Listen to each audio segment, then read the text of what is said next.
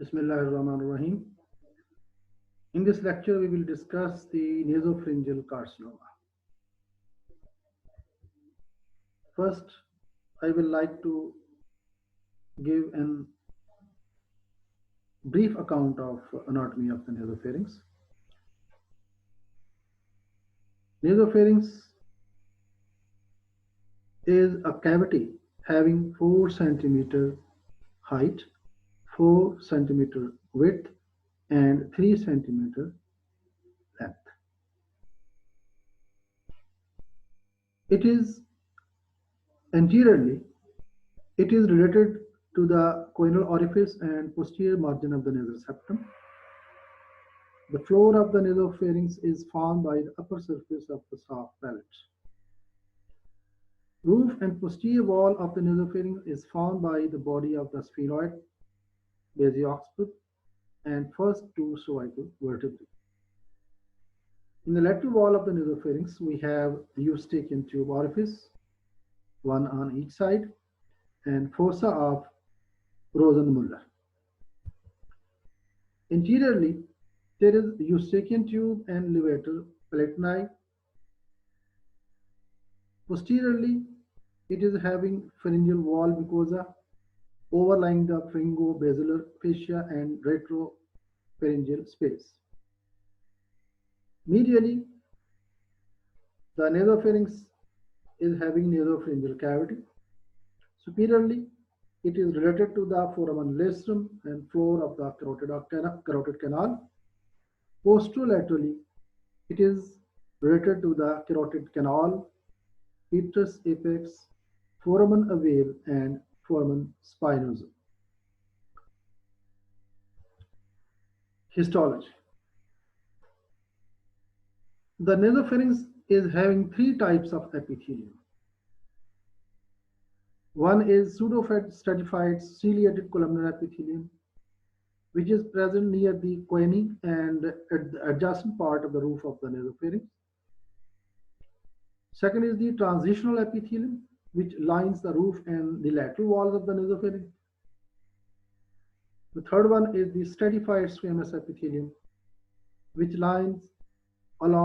present along the posterior and inferior portions of the nasopharynx.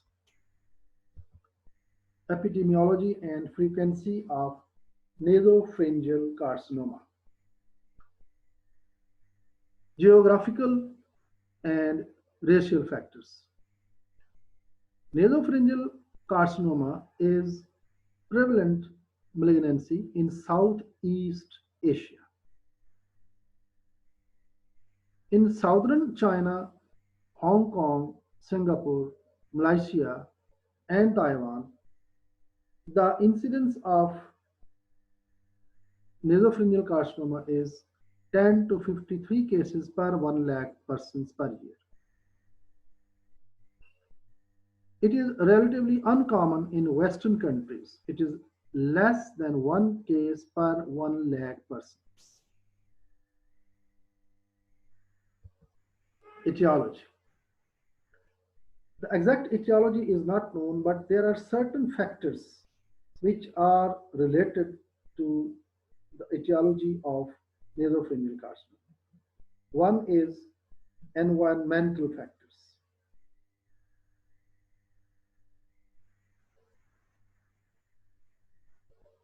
In environmental factors, it has been seen that nasopharyngeal carcinoma is more common in southern China, perhaps due to geographical clustering.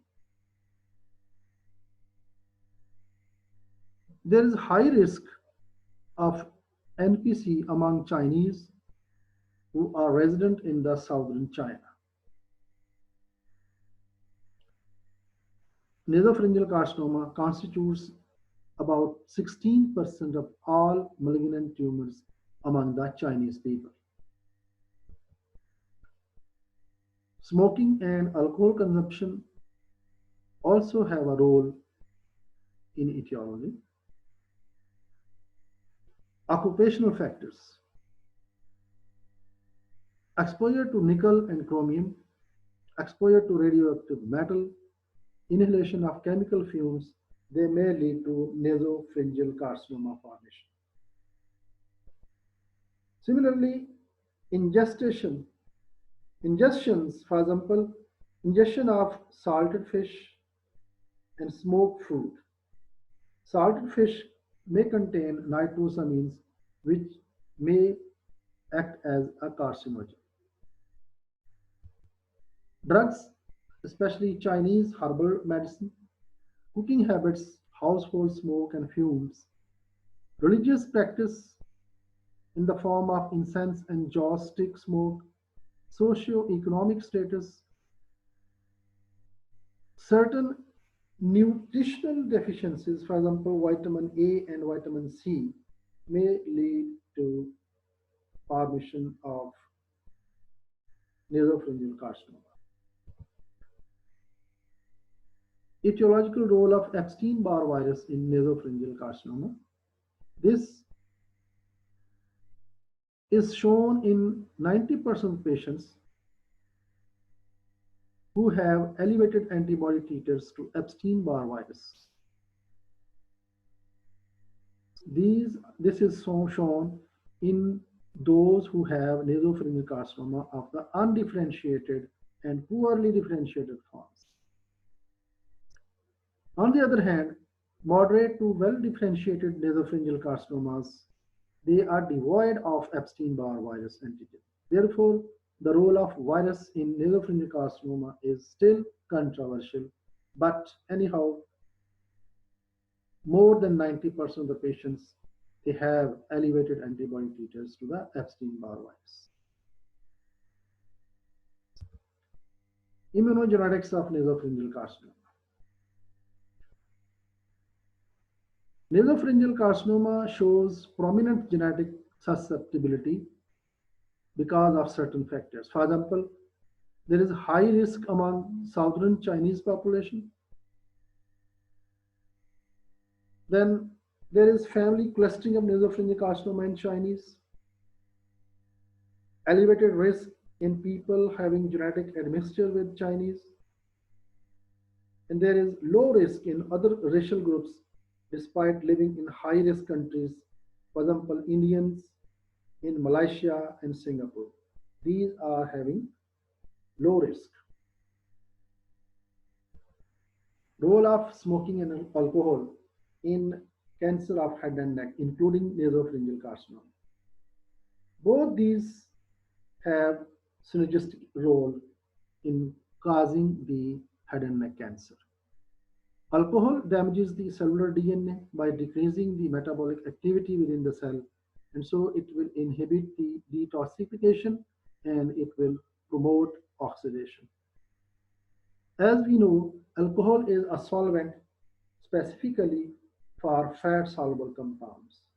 Therefore, the carcinogens which are found in tobacco, they are able to penetrate the mucosal epithelium of head and neck more easily. In this way, these carcinogens and alcohol synergistically act on the cellular DNA, causing mutation and cancer.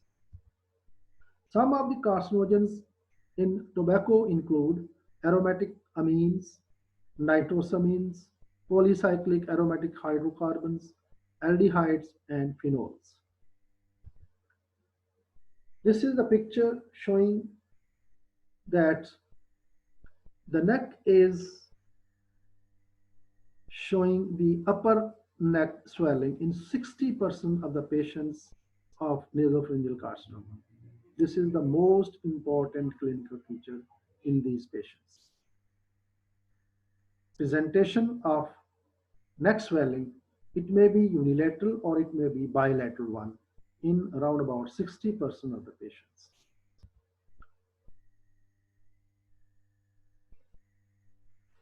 Classification of nasopharyngeal carcinoma.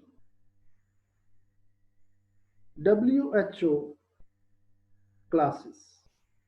These are based on light microscopy findings. Three histological types. Type 1 is keratinizing squamous cell carcinoma. Type 2 is non-keratinizing differentiated carcinoma. Type 3 is non-keratinizing undifferentiated carcinoma. Type 1 is characterized by 25% of the nasopharyngeal carcinoma. Type 1. And then there is moderate to well differentiated cells similar to other keratinizing squamous cell carcinoma, that is characterized by keratin and intercellular bridges.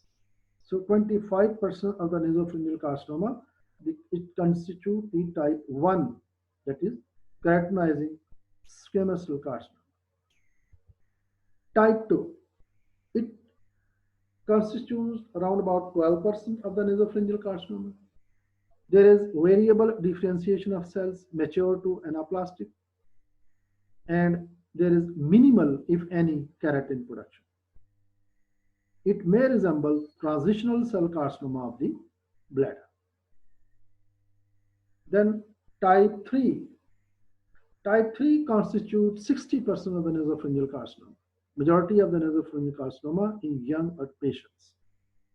It is difficult to differentiate from lymphoma by light microscopy, requiring special stains and markers. These will help to differentiate this type 3 carcinoma from lymphoma. WHO classification, which is based on histopathology: type 1, 25%, type 2, 12%, type 3, 60 to 63%. Type 1 is squamous cell carcinoma.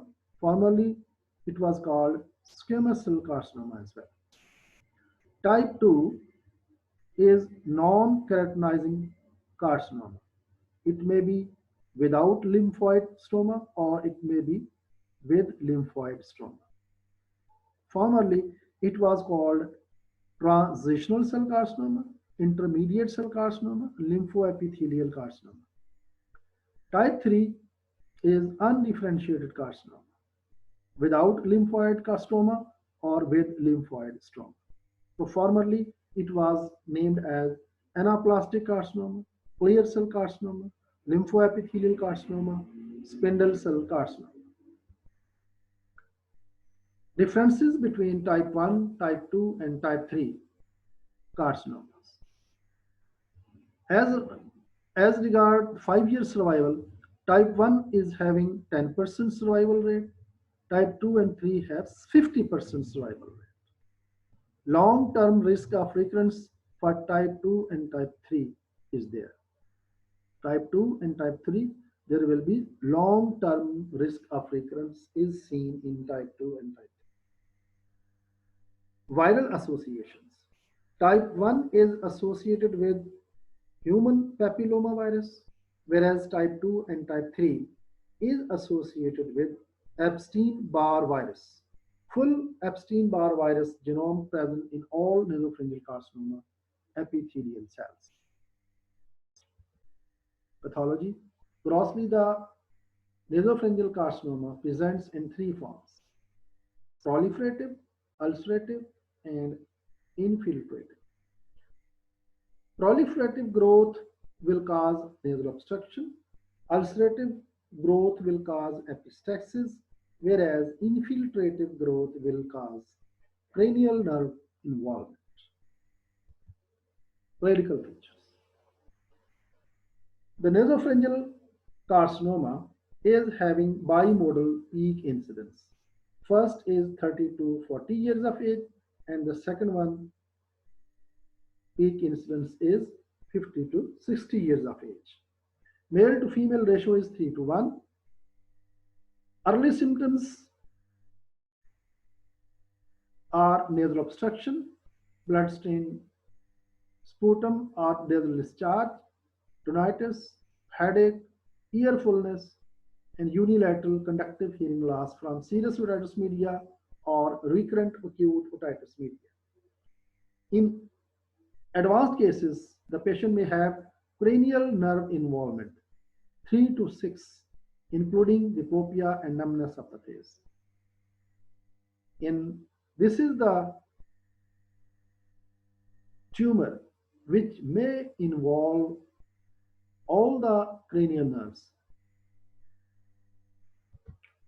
Neck lump is seen in 60% of the patients, block sensation of ear in 41%, hearing loss 37%, nasal bleeding 30%, nasal obstruction 29%, headache is seen in 60% of the patients, ear pain 14%, neck pain 13%, weight loss 10%, and diplopia in 10% of the patients. Cervical lymphadenopathy is seen in 60% of the patients. Tendency for early lymphatic spread is seen because nasopharynx is richly supplied with lymphatics.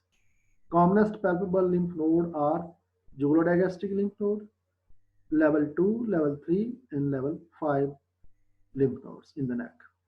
Contralateral lymph nodes may be seen because the nasopharynx is a midline structure. Oral symptoms. Nasopharyngeal carcinoma may lead to Eustachian tube occlusion, leading to sensation of a blocked ear, impaired hearing, tinnitus, and serous otitis media.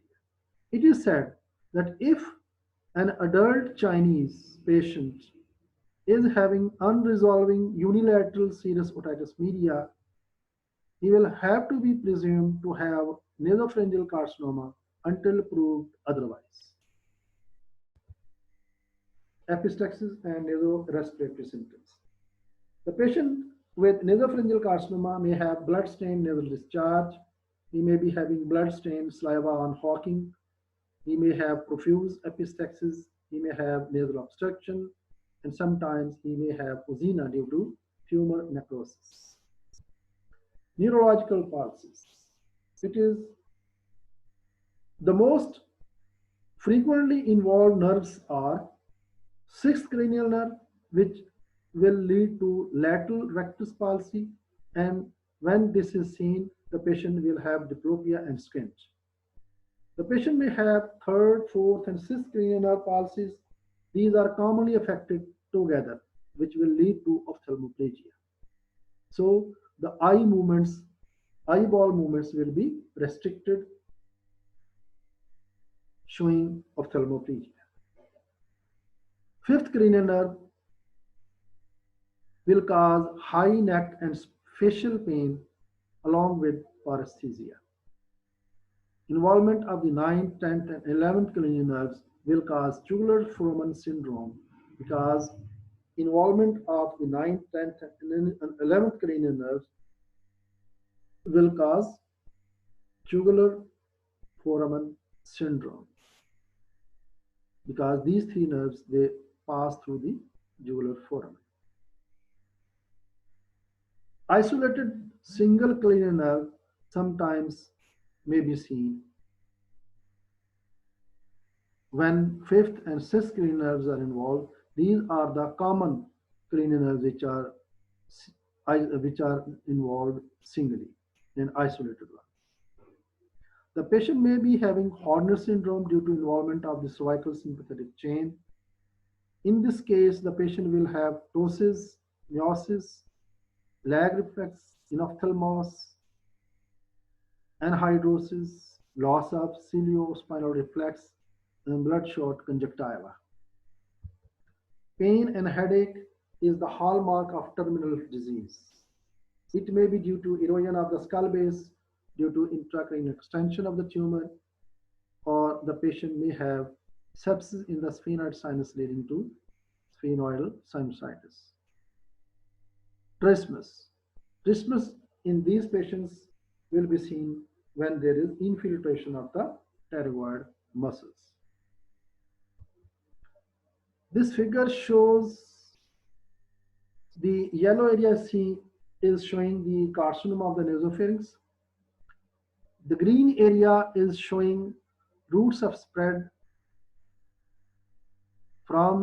of the tumor from its original site of origin in the nasopharynx, whereas the blue area is showing the clinical features of the nasopharyngeal carcinoma. Diagnostic evaluation. Anterior rhinoscopic examination. It may show bloodstained nasal discharge, tumor in the nasal cavity. Post-nasal examination may be performed by with the help of post-nasal mirror. It can assess nasopharyngeal space and tumor which may be present in the nasopharynx, but in sensitive patients, this examination is difficult one. Head and neck examination will show the lymph node involvement, especially in the level 2, level 3, level 5, and jugular-digastric area. These lymph nodes, they will be progressively enlarging. They will be hard, fixed, and painless lymph nodes. Examination of the ear may show you on otoscopy or under the microscope, may show you the retracted tympanic membrane, or sometimes fluid in the middle ear may be evident on oral examination. Cranial nerve examination, all the cranial nerves must be examined because any nerve may be involved in nasopharyngeal carcinoma. Rigid nasal endoscopy. Rigid nasal endoscopy is used to inspect the nasopharynx, to localize the and extent of the tumor, and under vein we may have biopsy can be taken under vein by performing the rigid nasal endoscopy. Diagnostic nasal endoscopy may be performed with the help of flexible nasal endoscope, and if we have a lymph node metastasis in the neck, we can have fine needle aspiration cytology. This is the figure showing you the nasopharyngeal cancer.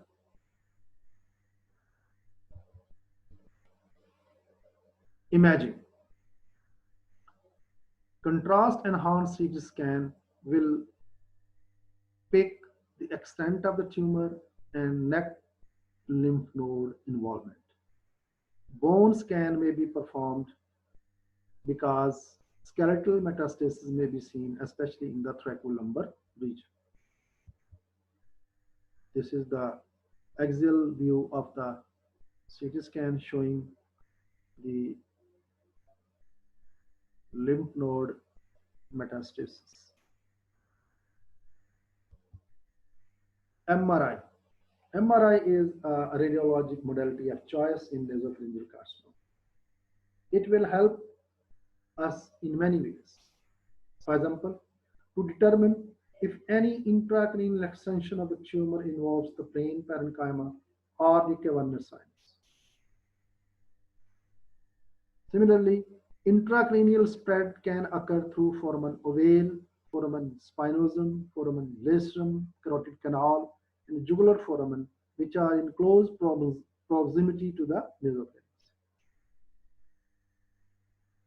Similarly, to detect any tumor extension into the retropharyngeal, parapharyngeal, and pterygomaxillary spaces, as well as infratemporal fossa and the paranasal sinuses. Pseudo-epidemiologic studies. These demonstrate that 80 to 90% of the patients with WHO type 2 nasopharyngeal carcinoma and type 3 nasopharyngeal carcinoma, they have elevated levels of immunoglobulin A antibodies to viral capsid antigen, VCA, and early antigen, EA. However, only 10 to 20% of the patients with WHO type 1 nasopharyngeal carcinoma will have elevated levels of immunoglobulin A antibodies to VCA. Elevated Epstein-Barr virus titers may also be associated with other disease entities. For example, sinonasal undifferentiated carcinoma, sinonasal lymphoma, and tongue cancer.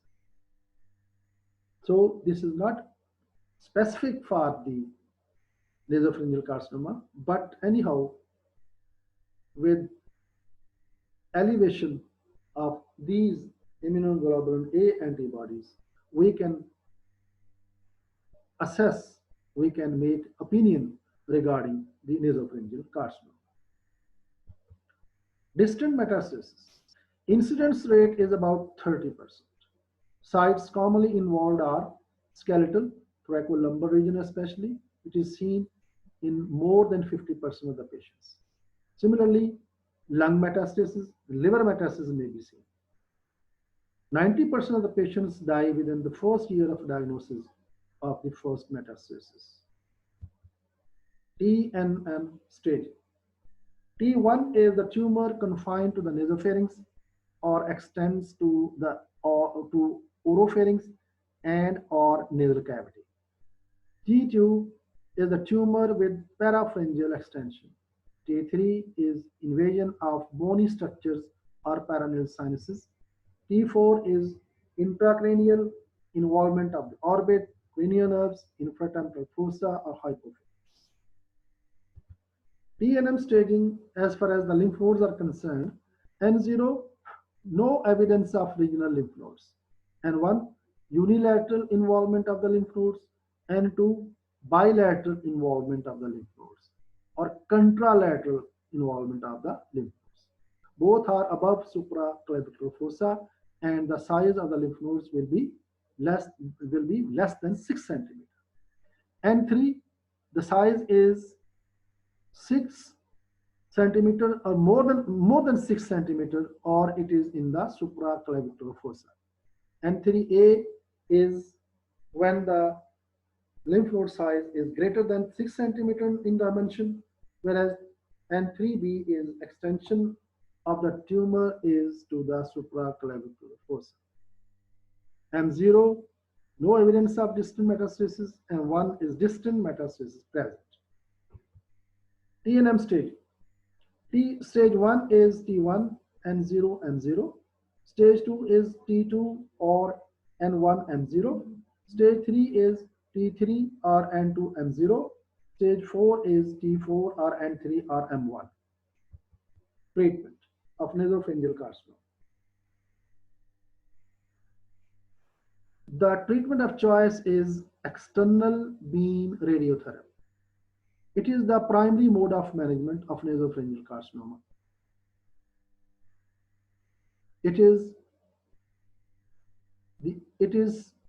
This external beam radiotherapy is employed at the primary site as well as in the neck. Mainly because of tumor's high degree of sensitivity to radiations as well as to the anatomical constraints for surgical access. That because this nasopharyngeal carcinoma is very much sensitive to the radiotherapy. So radiotherapy, especially in external beam radiotherapy, is the treatment of choice for nasopharyngeal carcinoma. Recent advances in imaging capabilities and improved radiotherapy techniques have helped to improve the locoregional control rate. Second is the chemotherapy. Chemotherapy can be delivered before radiotherapy in the form of neoadjuvant. It can be employed during radiotherapy, which is called concurrent, or following after the radiation therapy, that is called the adjuvant. The chemotherapeutic agents which are commonly used to treat nasopharyngeal carcinoma are cisplatin, 5-fluorouracil, doxorubicin, epirubicin, bleomycin, methotrexate, etc. Complications of radiotherapy. Brain. Pituitary dysfunction, brainstem encephalopathy, temporal lobe necrosis, cranial nerve paralysis. Ear. Sensorineural hearing loss, otitis media with effusion, eustachian tube dysfunction. Eye. Dry eye syndrome, ischemic retinopathy, thyroid hypothyroidism. Gastrointestinal system, severe mucositis, xerostomia, nausea, vomiting, dysphagia, dehydration, esophageal stricture may occur. In the musculoskeletal system, the complications may arise in the form of excessive fibrosis, trismus, radiation myelitis, osteoradionecrosis, soft tissue necrosis, and osteomyelitis. As far as the vascular system is concerned, the complications which can occur due to radiotherapy are stenosis of common carotid artery or internal carotid artery. Surgery. Surgery is done only for treatment of recurrent nasopharyngeal carcinoma with limited disease. It is contraindicated in involvement of the cavernous sinus. Clear appreciation of the tumor in relation to the internal carotid artery is essential before surgery is employed.